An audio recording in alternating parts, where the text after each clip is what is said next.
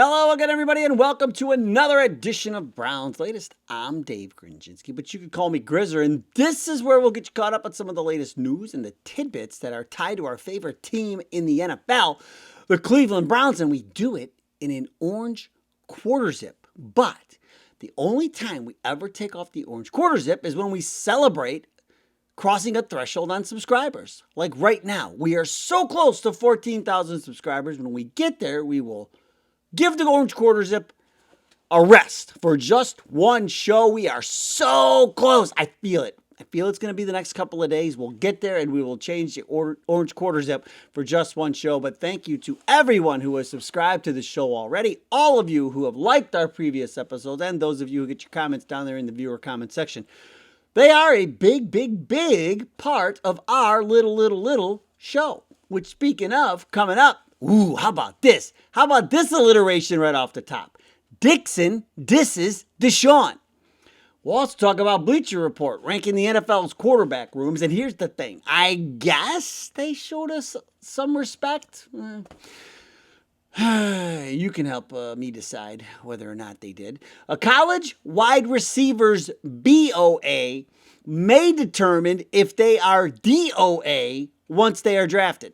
And in the viewer comments, a good underdog story. Oh, like Underdog the cartoon, do you think? What? Again, with the zingers. First things first, though, we got to talk about Dixon dissing Deshaun. Top dog, Hanford Dixon, man, going off about Deshaun Watson to the Sporting News. An article in the Sporting News, man. And he said he is not buying any of the noise that Deshaun Watson still has or deserves a shot at the starting quarterback job. Woo! You talk about dogs barking. This dog, yeah, Hanford was all over it when he said, Jimmy has lost a lot of money with Deshaun Watson, right? Deshaun hasn't done a beep thing for this football team. Let's just face it. Gotta tell Shedeur that he is the starting quarterback now. Right now. It's got to be Shedeur's job to lose. And this is what I've been saying for the last several months. And so, Hanford calling him out, of course, the $230 million, all the first round picks and everything else, and really the injuries and all of it, Hanford Dixon has had enough, and he's with me. It makes no sense to sit here and try to say that Deshaun Watson has any kind of leverage heading into the start of this season, since he hasn't played in 2 years and played 19 games in 6 years. So, the injury, I don't know how many times I have to say it. No one has ever come back from the injury he's got. So, that's a big hill to climb, but I don't know, man. I thought this was great. And somebody besides me has got to start saying it. And thank goodness it was Hanford Dixon. But we need Mighty Minnie to step up too. But Hanford Dixon, man, not pulling any punches when it comes to this whole quarterback situation. I mean, he sees it. I see it. We've been talking about it for months. And so hopefully now this is where this narrative will start shifting. When guys who are connected to the team start barking, no pun intended, about the quarterback situation. Hopefully that helps to change the narrative to what is actual and factual, which is Shedeur is QB1. So woof, Hanford Dixon. One more bark for you. The top dog. Now, speaking of quarterbacks, Bleacher Report decided to rank the quarterback rooms. And we don't care about the top of the list because the Browns are towards the bottom. And so I said at the top, I'm like, I feel like they showed us some respect, I guess, because they didn't put us last, which, everybody loves to do that kind of stuff. All of these national websites and, in sports media places and things like that. They always love to clown us and put us last. So who was last? Well, it wasn't us. That's good. So, but here's the bottom 10. Look at Tennessee with Cam Ward down there in the bottom 10. Houston, C.J. Ward, C.J. Stroud, they just picked up his fifth-year option. And they're like, yeah, their quarterback situation is not that great. Indianapolis, Daniel Jones, he's coming back from that injury. He had that big year last year. Then you got Atlanta with Tua and Penix. Minnesota with McCarthy and Murray. It's like a law firm, the law firm of McCarthy and Murray. You know, Miami, they're in the bottom 5 with Malik Willis. Everybody, Brown's got to sign Malik Willis. Yeah, told you, not that good. Got him in the bottom 5. Pittsburgh, not good. Not a good spot for Pittsburgh. Right now, Will Howard is their quarterback, and then there's us at 30, which I don't know. I think we're in a better spot than Pittsburgh. I think we're in a better spot than Minnesota. I would say we're in a better spot than Atlanta with Shedeur. 100%. So, and then you got the Cardinals, who have no quarterback. That's why I think we can still get Marvin Harrison Jr. And the Jets were dead last, which is exactly where they should be. And that is why I think Ty Simpson will be going to the Jets at 16 in this draft. The Jets with those 2 first-round picks, that's where he's going. And if he doesn't go at 16, they'll figure out, somebody will try to trade up to get him at 24. But it's not going to be the Browns. But the Jets with the worst quarterback room, according to Bleacher Report. And, it's fine by me. It is what it is. I would much prefer them to rank our room lower with Shedeur, because now we can sneak up on everybody. So that's the way I see it. I think the Browns are going to sneak up on so many teams, man. The best is yet to come. So and whatever, let Bleacher Report have their thing. They will know soon enough. As soon as we get going here, Bleacher Report will be changing their rankings. We'll be into the top 10. Watch, you'll see. Wide receiver breakout age. This is something the greatest talent evaluator that nobody knows turned me on to, Thraso Tatsabulu, talking about BOA. And here's the thing. When you look at BOA, it'll tell you a lot of times if a receiver will be DOA once he gets to the league. So breakout age will tell you if they'll be dead on arrival when they get to the league. This is something like when you look at it, and I'm not going and looking, there's a lot of, you can look at past receivers, breakout age and how they end up doing in the league. And it's crazy how accurate this is. But what the breakout age means is this. This is what it is. They call it the 19 to 20 year old. They're players who break out at age 19 and 20. They say they have a much higher probability of stardom compared to those breaking out at 21 plus, meaning stardom in the NFL. And so they also talk about the early declare advantage. About 71% of top rookie breakouts forego their senior season, and they have an average breakout year of 19.77 years old. And then what determines the breakout is this, the college production. A breakout is defined as a player achieving 20% or more of their team's receiving production, yards, and touchdown. And this was all broken down in an article by Joel Smith from Yahoo Sports. But here's basically what they're saying. If a college wide receiver doesn't break out until they are in their 4th or 5th season, when they are at a supreme advantage compared to their competition, the transition to the NFL is much more difficult. So the older you are, if you're in your 4th or 5th year and you still can't dominate the competition, big problemo when you're trying to go to the NFL. But on the flip side, when players do break out early, when they are at a disadvantage in terms of age, experience, growth, and overall development, so they're a young pup out there running around with all the older guys, they are much more likely to make a big jump and handle themselves in the NFL. So now, Now that we know this, we need to know, okay, well, who fits the bill? We got two graphics for you. The first one, I'm going to show you who, and the guys at the top of the list are the guys they expect to be, no doubt about it, great NFL players.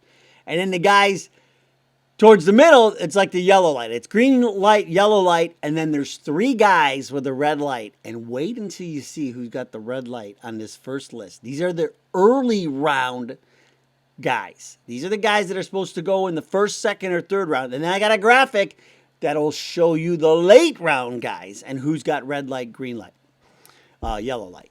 But here we go. Hold on to your hat. The bottom of the list, I was like, whoa, when I saw the bottom of this list. But here we go. The top two are, the top 3, 4, 5 are actually the ones who are pretty much the ones you want to take in this draft. And here we go. Jordan Tyson, who I absolutely don't like because of his injury history. But they're saying that he broke out early. He fits the mold of the breakout wide receiver that you're looking for. Same with KC Concepcion. Malachi Fields is in there. I told you, I've been talking about Fields forever. There's Surratt from Indiana, another guy I like. There's my guy, Carnell Tate. So now you're getting into the yellow lights. But you see, the younger they are, and then they're on this list, the closer you get to 21, that's when it becomes a problem as you work your way down the list. Not that like 20 points, like you see Denzel Boston there and Brazil, Brazil's at 20.5, Boston's at 20.8. It's the 19 to 20 rule. If you fall, if you're younger than that, and that's why Tyson and Concepcion are tops on this list because they broke out before 19 even. But 19 and 20, if you break out at 19 or 20 years old, that's the breakout age. Those are what you're looking for, the 19-20 rule. You'll see it. Got to break out before you're 21. But look at the bottom of the list. Omar Cooper, Chris Bell, and Jeremy Bernard. I'm telling you, after seeing this, Chris Bell, even with the injury and then now this. I mean, you don't think teams are looking at this? You don't think teams know about this? I think they do. And so one thing to note, our guy Ted Hurst is on there at 20.7. He's projected in the third round. Look at these projections. Malachi Fields in the third. Surratt in the third. So that's what I'm saying. Like these guys, these are the big names, man.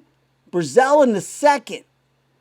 Look at, they got Omar Cooper Jr. projected in the first round, and he is a no way, Jose, for me. After seeing this, the breakout age thing, no way, Jose. So that's why, as much I like Tate, don't get me wrong, but if we traded back and we missed out on Tate, we got some other things, and then you get to the second or third round, and you ended up with Fields and Brazil. These guys, are you kidding me? Ted Hurst? Give me Hurst in the third. I'll take it. All right, now let's talk about the late round projections. Same thing here. The guys at the bottom of the list, man. Woo! But here we go. The bottom of the list is, you just feel for those guys. But our one guy's on there. Our guy Bryce Lance is on there. But there you go. The projected late round receivers. The number one guy, the only guy with a green light is Deshaun Stribling from Ole Miss. He's got the green light for sure. And then it's all yellow lights after that. There's Jacoby Lane is in there. CJ Jan. There's my guy, Eric McAllister. He's in there. He made it in, and he's projected in the 6th round. He made it in under 21. Skylar Bell, Deion Burks, and Reggie Virgil. After that, everybody else, good luck. They're, bright man, Lance is 23 years old. Jeez, oh man. McAllister's older too, but he broke out at 20. So there you go. Projected in the 6th round. If you can break out before age 21, if your BOA is before 21, then you won't be DOA in the NFL. That's how it breaks down. That's how it works. And so there you go. Just food for thought. do with it whatever it is you want to do with it. But I mean, that's what we got here. There you go. But after seeing that, I'm scratching a couple guys. But the Jordan Tyson thing, I'm still the breakout age is not changing my mind on this. I am not changing my mind on Jordan Tyson. I'm just not. Too many injuries. Just too many injuries. I can't do it. Oh, and then for everybody who wanted Will Shepard, did you see the Packers traded Wicks? So there's no way they're giving up on Will Shepard. Will Shepard is going to be in that rotation for Green Bay. Yeah, they traded Wicks to Philadelphia, so opened up another hole. So Will Shepard is going to get his shot in Green Bay. That is for sure. Now, what always gets their shot on this show, of course, are the viewer comments, and we will start today with a lot of wide receiver talk in the viewer comments. And we'll start with Bizzle369, who says, Tate being a top 10 draft pick is cringe. Love the show, Grizz. Okay, I appreciate it, Bizzle. I appreciate you. But that's like there are some people, and I don't know if it's just because, they didn't watch Ohio State consistently, like, we all did here in Ohio. But there are people that just don't think Tate is good enough. And Tate is phenomenal, folks. I am telling you. The guy is phenomenal. And everybody wants to try to say, oh, he was a number 2 receiver. He can't even be the number 1. It doesn't matter. That's how it is at Ohio State. It's 1 and 1A all the time. Going back to Wilson and all those guys. Harrison and JSN and all of them, man. Like, just go all the way back and look. We did it. We looked at it on the show. It was last week, the week before. We showed you, man. It's 1 and 1A at Ohio State. Otto Graham, 14. We're almost to 14,000. That's Otto Graham's number. Otto Graham says, definitely not Tate at 6. We need too much more. Trade down for more picks. Take the best player available at 6 if we stay and don't trade out. Irregardless of need, take the best player available with any top 10 pick. Use the rest of the picks for need. Bain or Bailey available at 6. You must take him. I don't disagree with that. That's like the closer we get to this draft, that's where I'm at. Remember, we showed you the list of the top 12 players. Here's the thing, Otto Graham. We did the thing on the top 12 players. Like, if we traded back with Dallas at 12, you're still going to get one of the best players in this draft, because I gave you the list of there is no massive drop off after you get to the first 4 or 5 picks. That it's going to hold through all the way down to 12. And somebody like what you're talking about will be there, even if it is one of the tackles. It could be Freeling or Maui Goa or somebody. Somebody's got to fall to 12, because you got 12 guys, and it's 6. If you got your guy, take your guy. If Love's still there and he gets to us, like, I don't love Love. I've been saying it all along. I like Love, but I wouldn't hate the pick if they took Love. I mean, I can't hate the pick. The guy, the way everybody's saying, they're saying he's a complete difference maker. They're saying Downs is a complete difference maker. I agree. You get Bain or Bailey, you put him on one of those guys on the other side of Myles Garrett. Are you kidding me? The other thing about that is you got the heir apparent then too, if you got Bain or Bailey, one of those guys. You get another edge in this draft now, one of these stud edges. Now you got your heir apparent to Myles Garrett. So that's the other way to look at this. So there are so many ways we can go, Otto Graham.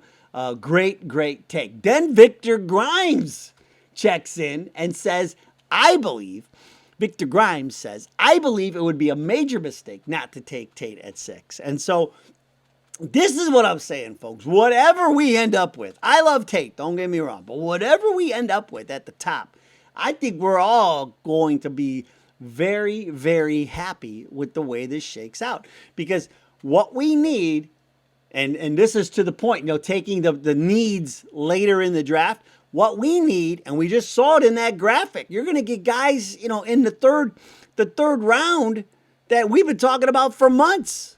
I mean, who wouldn't want some of those guys that we were just talking about on that graphic in that Elijah Surratt in the 3rd, Malachi Fields in the 3rd, Zachariah Branch in the 3rd, All of these guys, like you get those guys in the third round. What's wrong with that? So you could kind of hone in on needs a little bit, in that second and third round. So it's all going to work out. This is why I keep stressing that Andrew Berry cannot screw up this draft. There's no way you can screw up this draft. There's just no way, because whatever you do, to me, like I mean, I don't know how you could screw this up. I just really don't. I sit there and try and think of a way to screw it up. I'm like drafting a kicker. That's the only thing I can come up with at 6. Take a punter at 6. Everybody lose their minds.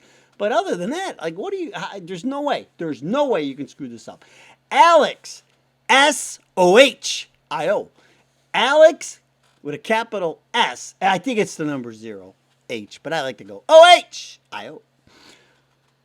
Alex says, this is what we teased at the top. I love a good underdog story. The prodigal son emerges. Excited to see what happens. Good luck, number 12, / number 2. Probably get rid of the slash. It's just number 2 now. But Alex, I like the way you're thinking, yeah. You talk about motivation, man. We talked about the other day, Deshaun Watson being that QB to push Shedeur. But I don't think he needs any pushing, man. I think he's got enough motivation going into this season after everything that happened starting a year ago in the draft and all the dropping in the draft and everything, and then the way he was treated by Stefanski and that whole mess, and no reps and no work with the ones, all of that. There's enough motivation there to push him, and yes, this would be a great underdog story to tell. And he started it at the end of last season with those wins, especially that last try. What a way to end that season, to get that win in Cincinnati with that game-winning drive. But great take, Alex, SOH. Thank you so much. Mitch Rappel's back, and he's got something to say. He says there is no negativity in the Cleveland Browns organization. It all stems from a certain pocket of desperate reporters. They keep pushing for answers at the quarterback battle. There will be what people think is a competition going on, but Shedeur Sanders will be QB1 when the rubber meets the road. That's where I'm at. That's what Hanford Dixon is saying. That's what I've been saying for months. And Mitch Rappel's back is saying it as well. Yeah, I agree. This is Shedeur's job to lose without question. You, me, and Hanford, woof, are all on the same page. And we will end today with Billy Winland, 6144, who says, I'm all in on the Browns and we will win the division and at least 10 regular season games.